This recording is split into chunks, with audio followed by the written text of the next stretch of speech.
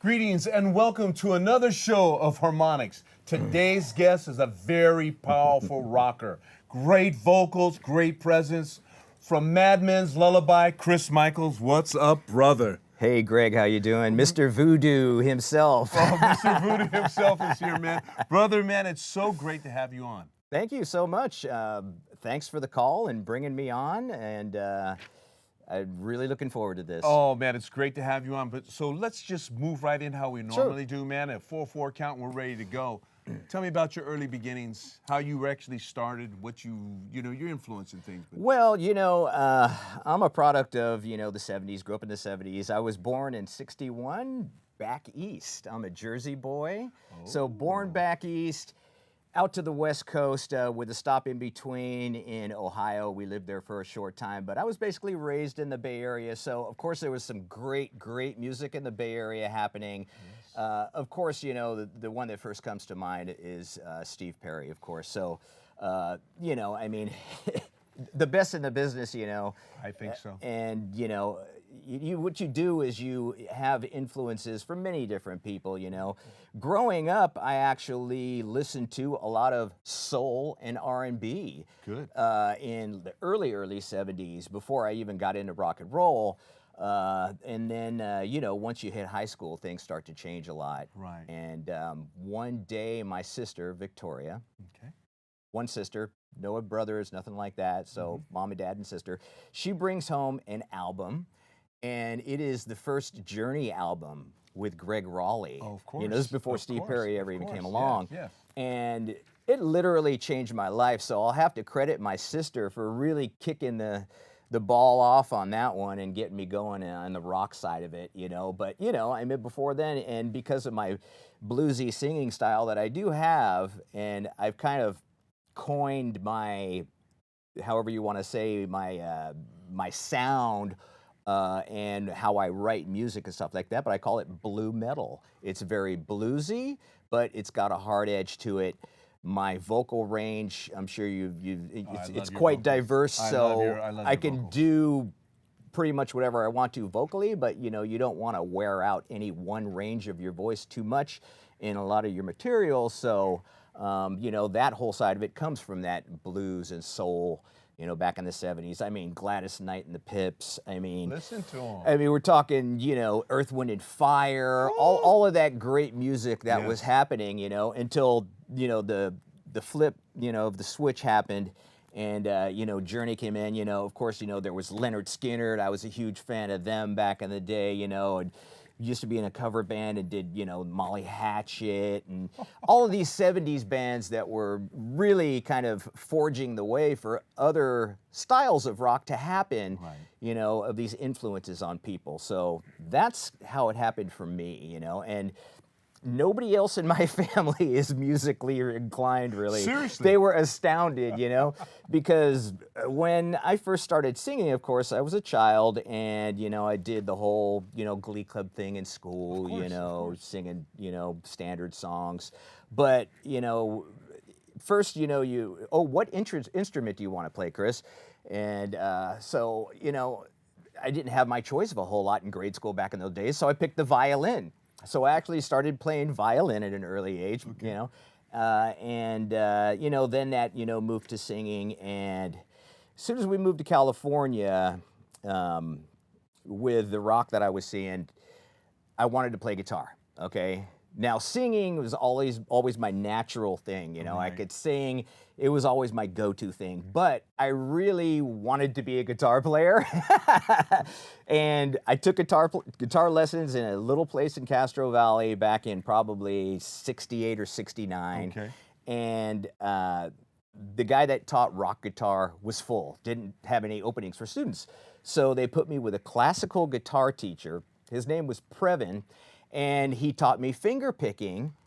And I'll tell you what, if I would have stuck with that, I'd probably be like an Yngwie or something by now, you know? Serious. So, but, you know, as things happened, I lost interest, you know, in that. And I put the guitar down for a lot of years, but I have recently come back to it about 5 years ago and started Acoustically or electric. electric? Okay. Because that's what I want to do is electric guitar. Okay. But, you know, you can't deny a natural talent that you have, so you kind of have to really roll with that. And so I ended up developing that over the years, you know, getting into different singing styles and different ranges. And that's how you really develop that, is singing all these different ways and stretching out your vocal cords, doing vocal warm-ups.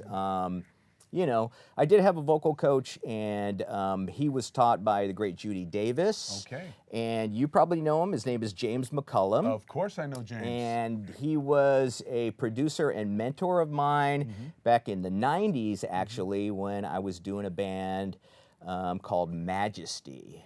And a great player that was in that band, the drummer, Tony Providence, who is now a big Bay Area drummer. He does all the best stuff.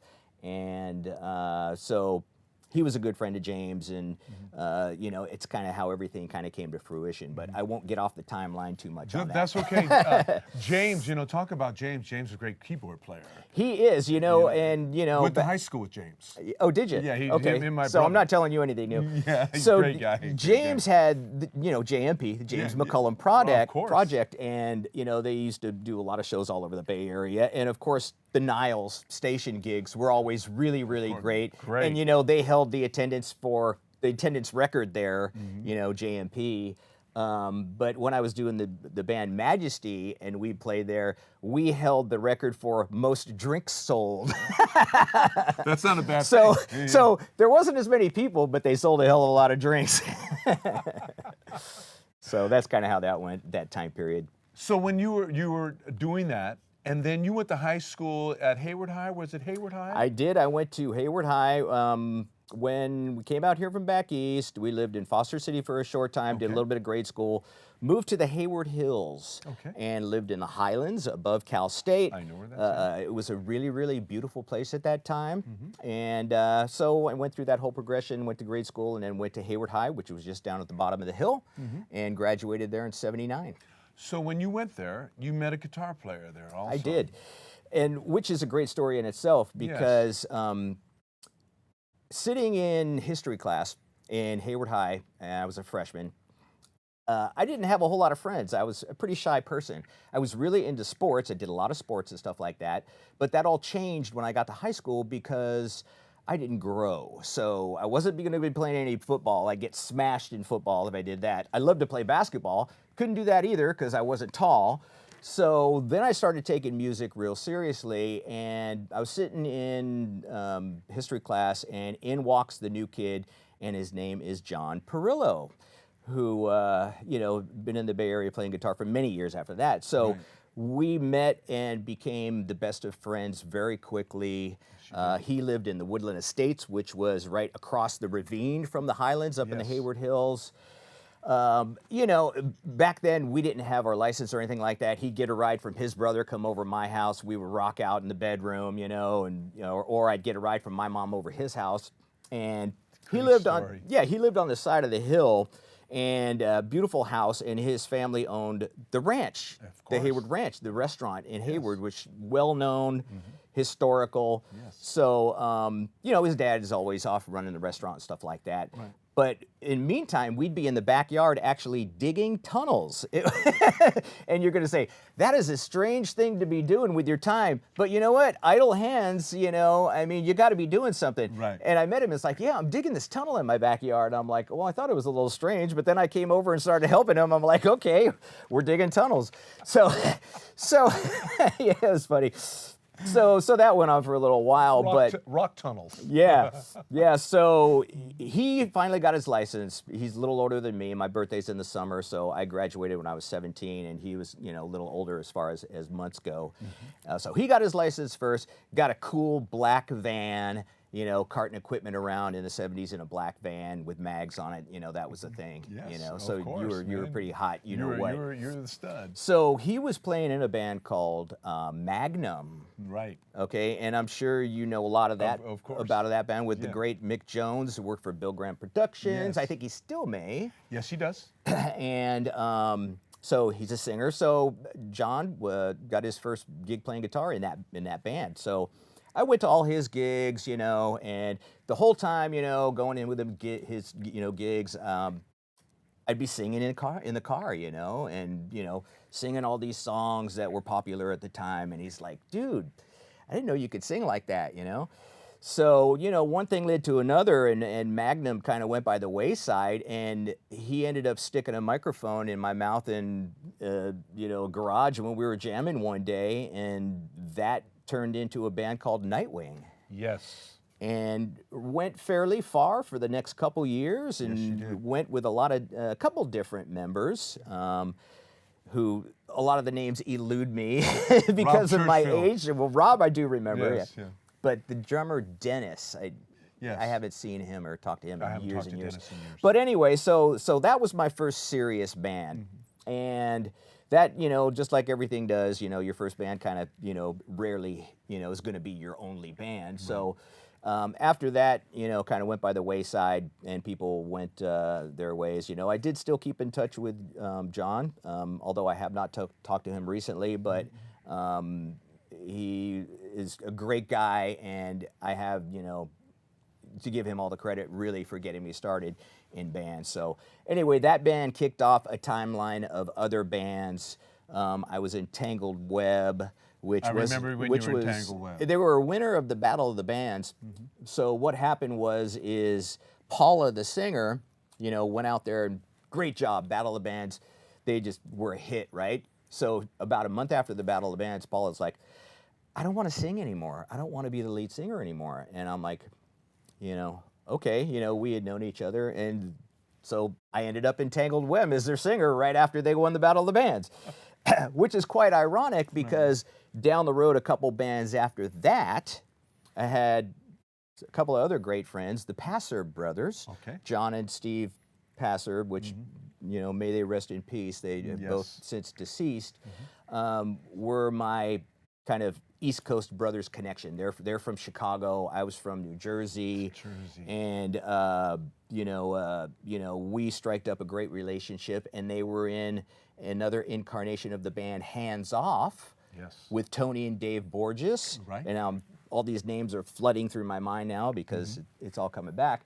But so they had lost their singer, and so I went into that band. They also won the Battle of the Bands.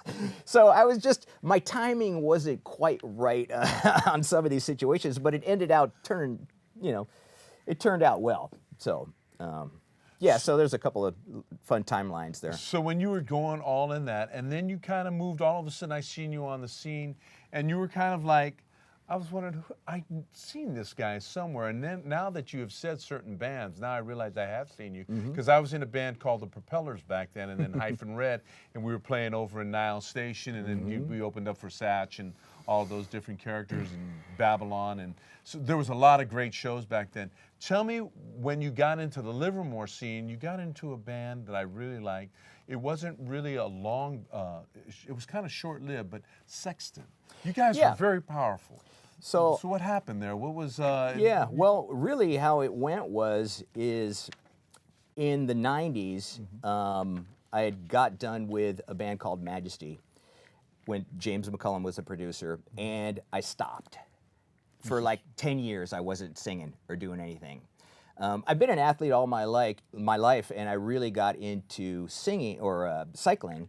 Sorry, I'm just rambling here. That's okay.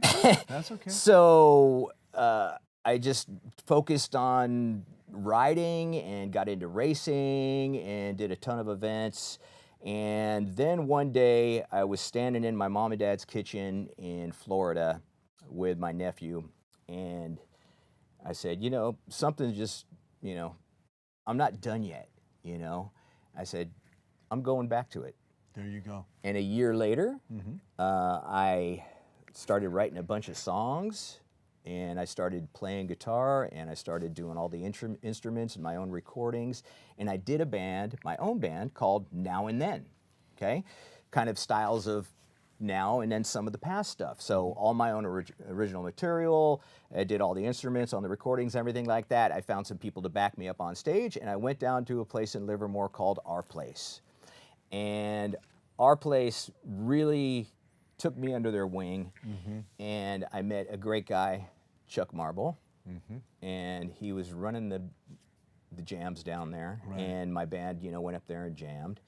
And, you know, one thing led to another. I started doing more jams with him and Channing Heath and the drummer John Holm, and then we formed Sextant, which was a band that was really, really great, really proud of it, and we did material that some of it you would hear in bars, but a lot of other stuff, we did our own versions of stuff. Yes. You know, which I really like doing, you know, if I'm doing cover stuff, because you know, it's always nice to put your own flavor on it and your own spin. So, so that was a lot of fun, and ultimately, it really kind of led into me getting back to my roots and writing more original material. And then I started doing something else. So I did leave that after about a year or so. Right. You guys were, I remember we did a show with you guys. Let me ask you this. What really inspires you, Chris? Like when you're talking about original music, what inspires you to click on? Like you just had that premonition that you wanted to go back. What sparked you? I mean, is it your family? Is it your beautiful wife, Bobby? Or what is it that sparks you to just start elevating to writing? Seeing other people do it better than me. Because I look at it and I'm like, wait a minute, I know I can do that, and I can do it better, and I figure out a way to do it, and it inspires me to write material or catchphrases that I hear. Yes. But I mean, I'm not jealous of other people or anything like that, because this is not art. Yeah, I mean, it's a business where it's a land of opportunity in the music business. And yeah, I have moved around, you know, to a couple of different things, but you know, at the end of the day, you got to go with your gut. You got to go with the opportunity, and it puts you in places that you want to be if you make the right move. Right, right. So my beautiful wife, Bobby, has stood by me the whole way and really backed me on everything I wanted to do. So some great things are starting to happen. Most definitely. And let's get right into that, because I really want to talk about what's happening right now. And, you know, Madmen's Lullaby.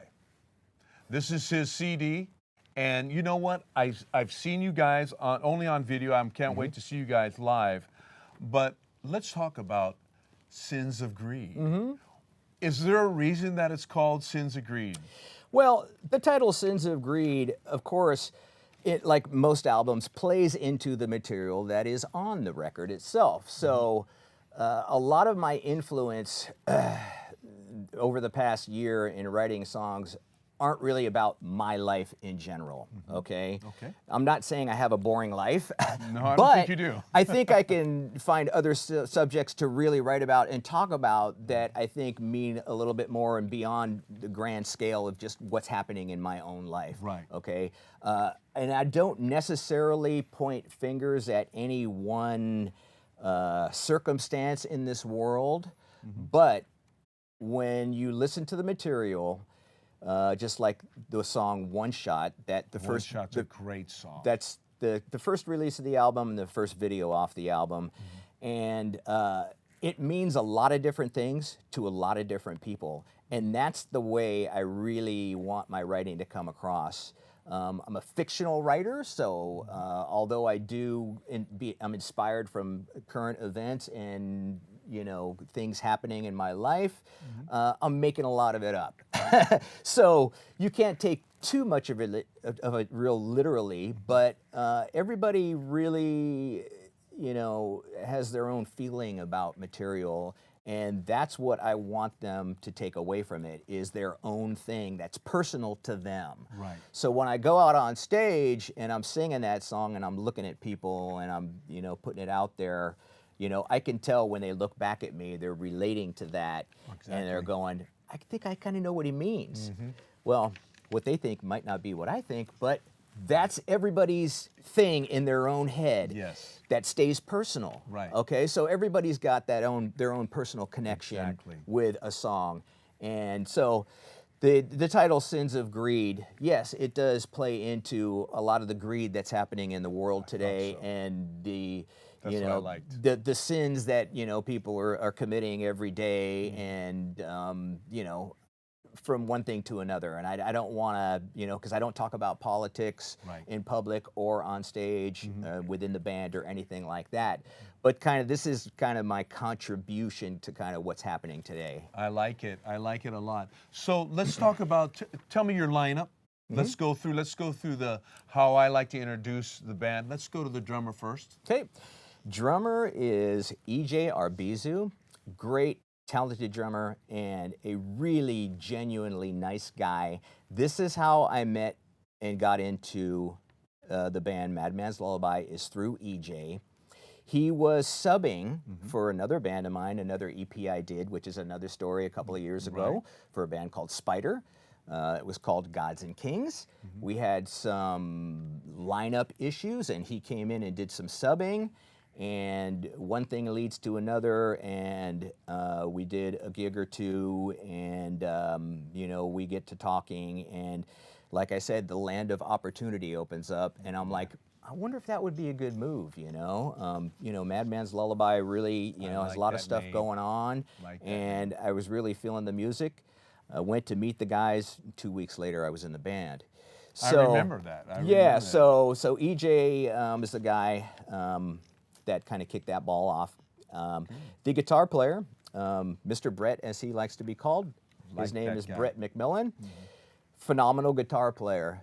Again, very nice gentleman also, and which is, one of the reasons why I really connected to the guys in the band.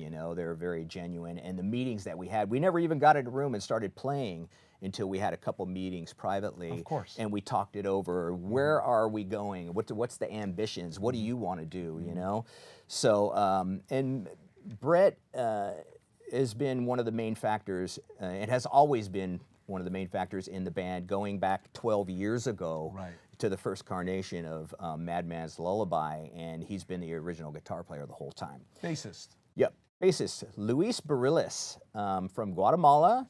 Really great. The flavor. The guy, and my wife can attest to this, he is one really great guy and one really serious bass player. He cares about everything that he does with his bass. He's nonstop practice. He pays attention to every piece of his equipment.